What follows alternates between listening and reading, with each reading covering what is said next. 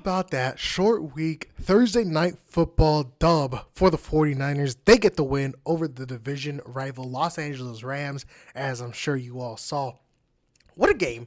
What a game. The 49ers, they fight and they fight until the very last minute, taking us into overtime. Get the win off of the leg of Eddie Pinheiro. And, of course, the defense making a very clutch stop. Multiple crucial just yard stops where the Rams are just a yard away of potentially winning, and the defense steps up big time, from the defensive line to the linebackers to the safeties coming in like a missile. Boy, this is the type of game. This is the type of game that can really turn around a season.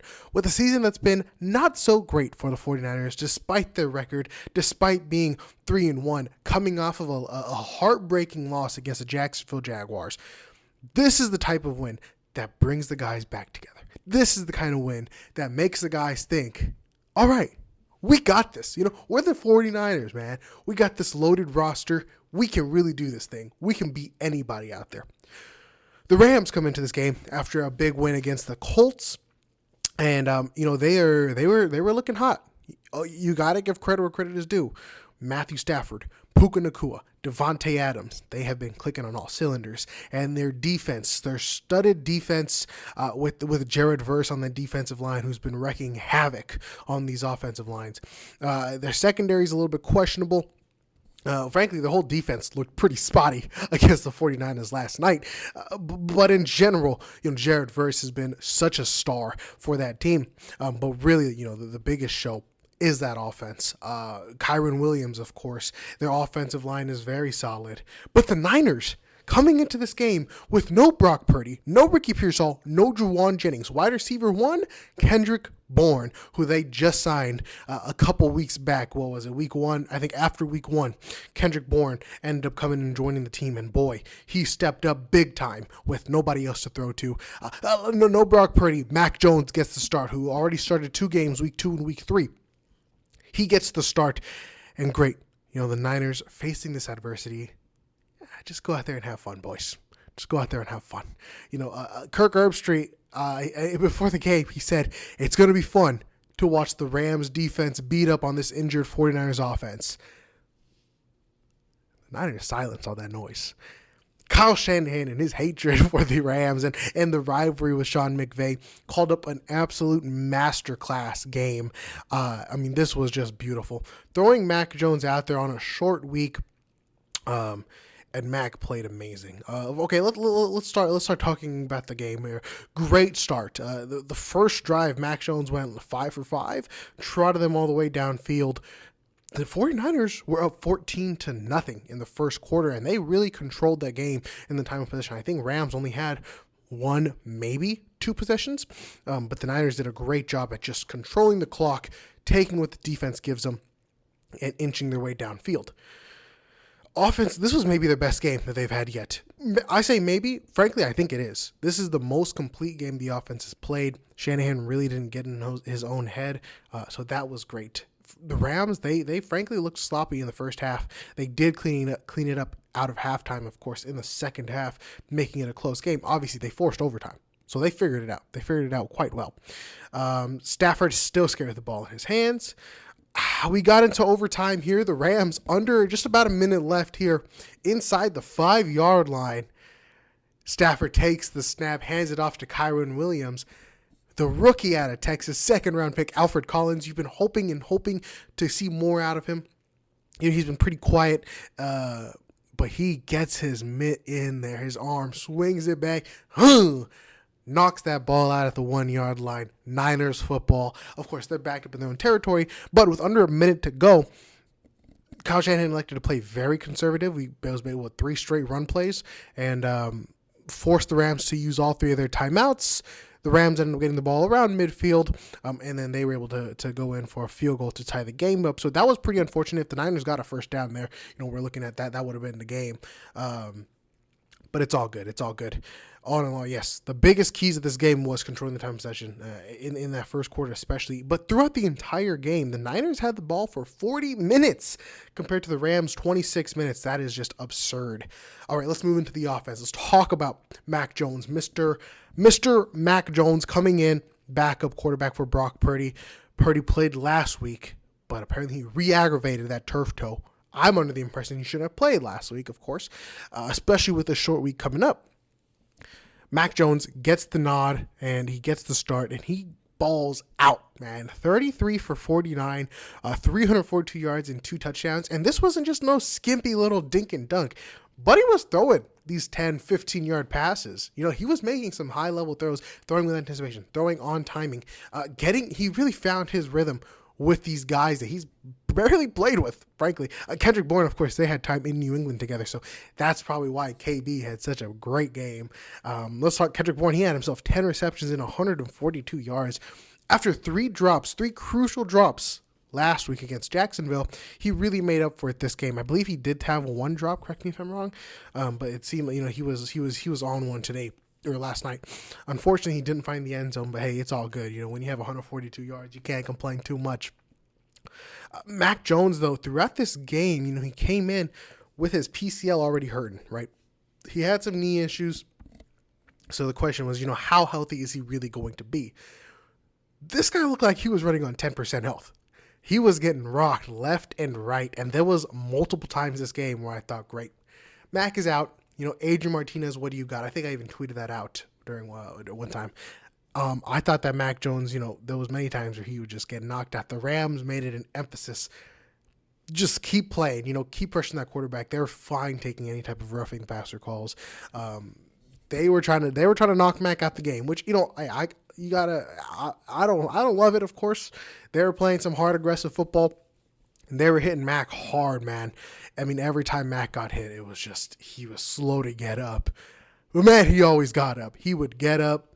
He's getting fired up. And I'm sure the adrenaline just pumping through him. And the crowd noise, you know, the sea of red in that SoFi Stadium was just getting him amped up. And I mean, I'm sure if the game was the other way and then the Niners were losing and the Rams were dominating, I don't know if he would have continued playing out there, but man, Mac Jones, you know, his hurt knee, he was limping, he was still out there. What I really like about Mac is that he just takes what the defense gives him. You know, he's not out there playing hero ball, which is a complaint that I had with Brock Purdy last week. Brock was just trying to make too much happen a lot of times. Not Mac. He is very smart with that football, and he takes care of that football. I believe he only has, 1 interception these past 3 weeks. Just some great throws. He had some good touch. He had a really good layered throw from the opposite hash to Kendrick Bourne, putting it perfectly over the Rams defensive back right into Kendrick Bourne along the sideline. That was beautiful. Christian McCaffrey, of course, he is going to be heavily relied on with all these injuries. 22 carries for 57 yards, 8 receptions for 82 yards, and a receiving touchdown. Still no rushing touchdowns on the season. Very unfortunate, but 139 total yards. He looked good. Of course, he was fed that he's, you know, one of the best football players, one of the best offensive football players. You want to get the ball in his hands, and that's what's so great about Mac Jones is, you know, if the defense is getting everything else, he knows CMC is right there. Bang, delivers it right to him. Kendrick Bourne, we talked about him. Jake Tonjes has made himself a really key piece to this offense with George Kittle's absence. You know, he made the game-winning touchdown grab in Seattle. Now in these first 5 games, he has 3 receiving touchdowns. He's been a key guy in the red zone, and I'm going to be very excited to see him and George Kittle play together. Hopefully week 7, it sounds like. He had himself 7 receptions, 41 yards, and a touchdown. Demarcus Robinson caught himself 3 receptions for 39 yards. He was a key piece in the first half. But yeah, Jake Tonjes has really stepped up big time in this offense, so that's great to see, and I think he can be a really nice player moving forward. The offensive line had one of their best outings. Yes, Mac Jones got a little banged up and beat up and this and that, but frankly, really limited the effect of Jared Verse. You know, they only had 1 sack, and that was in overtime. It was a pretty crucial sack, but I mean, I kind of felt like it was bound to happen with how good the Rams defense is. They almost had a second sack, but Mac Jones got the ball out while he was going down. Yeah, all in all, I think this was maybe the O-line's best game. I know PFF and the numbers rank the Niners O-line like top 5, top 10. the eye test, I feel like they don't really pass that, but this game they looked really good. Colt McKivitz, he had verse on the ground a lot of plays, so I loved seeing that. There was still no interior push in the run game, which is definitely a cause of concern. You really want to see Brendel, Pooney, and Colby get a push on those guys. That'll help CMC out a lot. But all in all, the offense looked really great. Kyle Shanahan called up an amazing game for the offense, and they had maybe their best game to date. Moving on to the defense, a great defensive outing. Very much controlled Matt Stafford's impact. Of course, Stafford is such a great quarterback. He got rolling with Puka and co. But overall, great tackles. You really felt the presence of Robert Saleh. I've mentioned it pretty much, I think, every week this season. But just having Robert Saleh back, you feel the difference in the guys that are playing. Just the energy level that they play with when Saleh is there compared to how it was with Wilkes and Sorensen. It's just different. They just play with a different level of passion, different level of heart. You can see the emphasis on the punch ball. They are constantly going for that football. All 11 helmets are corralling to the ball carrier. You just love seeing them there, man. You love seeing it. The secondary woes, the Rams have such a good receiving game. Devontae Adams and Puka Nacua. It was hard to contain both of those guys. Puka Nacua had his, maybe his, I don't want to say worst game of the season. He had the least amount of yards that he's had. He had himself 10 catches for 85 yards, and he did find the end zone. Devontae Adams really started picking it up in the second half. Ronaldo Green had some great pass breakups on him, but Devontae Adams, he ended up finding some soft spots in the zones. 5 receptions for 88 yards. They were really scheming him up open. Credit to the Rams. So, yeah, unfortunately, the secondary was getting picked apart. You're playing a great quarterback like Stafford. That's bound to happen. Stout was picked on a ton. He gave up a lot of yards, unfortunately. We saw Jair Brown and Chase Lucas come into that slot position. Jair Brown used heavily on the blitz, almost got one on Stafford. Chase Lucas had a really good preseason, so I'm glad to see him in there. I guess, again, I've said it multiple times. Stout is a rookie. He's very raw, and he's still learning the game, it seems like, still learning this defense. I'm not opposed to running with Chase Lucas as the starter next week, just so Stout has time to develop, time to learn, and it doesn't cost us anything. So we'll see how Saleh goes about that. Marquise Sigel, he gave up some big plays, I believe. The Rams are really going his way. But he did make some big tackles in overtime. The stuff on 4th and 1. Sigel came in, put his whole body weight. He dove into that pile to stop the momentum. So that was pretty good. He had some big tackles. But yeah, in the secondary, Sigel could work on his coverage a little bit more. Lenoir and Green, great stuff from them. Like I said, Green had some great pass breakups. Lenoir didn't really give up too much, so you love seeing it out of those guys. Green in his second year, Lenoir being the veteran in the room. You love to see it. Fred and D. Winters, good stuff as always. Some of the highlights of this game. D. Winters almost had an interceptions. This team still has yet to cause an interception. Many forced fumbles, many fumbles recovered, but no interceptions. One day, this team got, I believe it's like a 12-game streak going into last year. This team's got to find ways to pick that ball off, especially those close ones. And Fred Warner is maybe the best defensive player in the entire NFL. He is just all over the place. He is an animal. There is just, man, you love having that guy like Fred on your team. I barely really need to talk about him because everybody knows already how great Fred is. And you can kind of see that rubbing off on D. Winters too. That type of energy, that type of just passion for the game. Man, you love to see it. The defensive line, they had themselves a better game than Jacksonville. No, it wasn't 5 pressures, no quarterback hits. They got at Stafford a little bit. I want to say they had 15 pressures. Unfortunately, Tergros Matos and Kalia Davis did get hurt, so some of those rotational guys, it just sucks losing bodies on the D-line, especially Kalia Davis, who has been a pretty solid run stuffer. Alfred Collins, he had that punch out at the goal line, which you love to see. That was big. Love seeing him get involved, and that's the type of plays that'll really motivate him for the rest of the season, really get him juiced and kind of, find his spot and build him more confidence. Bryce Huff got himself a sack, which is nice. Still not great pressure. It seemed like the Niners, they had to send blitzes to get consistent pressure, you got to make a move at D line, and you really want to see more out of Michael Williams. You know, he's a great run stuffer. He plays great in the run game, but you want to see more involved in the pass game. So hopefully he can get going. I see him playing interior a lot, so maybe Salah sees something. Maybe you want to see him on the outside a little bit more. We'll see what happens with Michael, but when he gets his first career sack, that'll be huge. Theo Ash, if you all are familiar with him, of course, from Stay Hot, he tweeted that it looks like the Niners are rushing 4 defensive tackles out there, and that's pretty accurate, especially when you got Samuel Kawanu out there. You got some of those bigger bodies.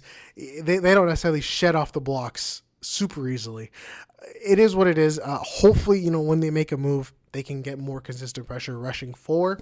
But overall, Bryce Huff, he got the sack. He's kind of been the star of the D-line with Bosa's absence.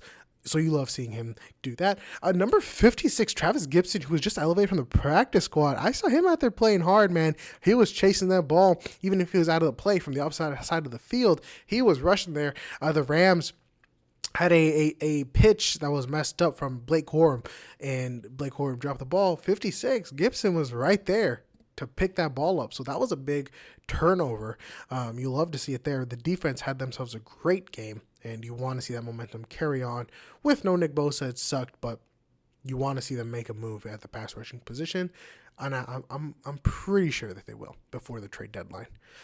Lastly, we got to talk about the special teams. Big Eddie Piñeiro Dinero, a 59-yard field goal to put the Niners up 23-20. That could have been the game-winning field goal if the Niners closed it out in regulation. But a 59-yard field goal, I couldn't imagine a Niner making an almost 60-yard field goal. I mean, that was insane. With the traumas that we've had from he who we shall not name, it feels good to have a kicker, and Piñeiro is kind of calming all of our anxiety, I think, where when he's trotting on the field, we don't need to clench our cheeks. We don't need to worry when Piñeiro is going out there. He's 11 for 11 on the season, man. He was 4 for 4 against the Rams, 3 field goals, 2 PATs. Wow. I mean, just some good stuff, just some great stuff from Eddie Piñeiro. You love to see it, and hopefully he keeps this up because, man, he's working his way to a statue just from Niners fans.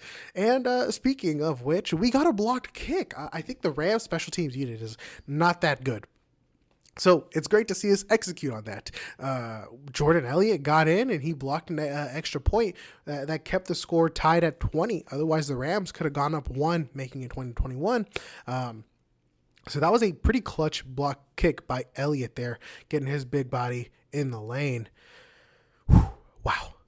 All cylinders were clicking for the 49ers on Thursday night in prime time with everybody watching. You got this banged up team coming in as underdogs. Just a great team win, man. Big energy booster for everybody involved. 3-0 in the division while this banged up is huge. The offense still is hurt. Still no Pearsall. Still no Ayuk. No Brock Purdy. No this, no that. No George Kittle, of course. This is such a big win now to win half of your division games this early into the season while you're not even at 100% strength, because now you just hope to get healthy and get better.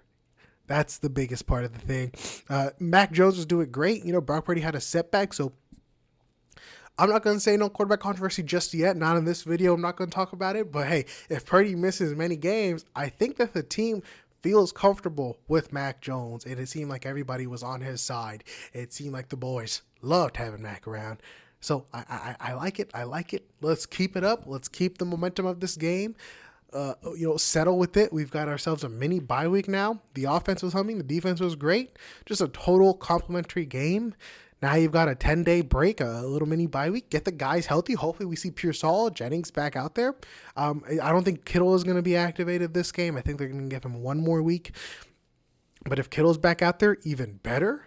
Hopefully some of the guys use this rest period because it's another tough opponent. The Tampa Bay Buccaneers, who have looked really good against some really good teams. So you can't let up. You can't let up just yet. Let's finish strong. Thank you, ladies and gentlemen, for tuning into this episode. Let's enjoy this win. Victory Friday. You love to feel it. And I will catch y'all in the next episode. I think we're going to do a bonus episode for you guys on Monday with a special guest. So stay tuned for that one. Folks, I will catch you then. Take a look in the description below where you've got all the other social medias, the YouTube, the TikTok, the Instagram, all that good stuff. While you're down there, leave a like and a comment. Let me know what you think. Let's talk about the 49ers, man. I love interacting with y'all. Thank you so much. I hope you have a great week. Let's enjoy this mini bye week, folks. Let's sulk in this victory for 10 days and enjoy it. All right, Niners. All right, 49er faithful. Peace out.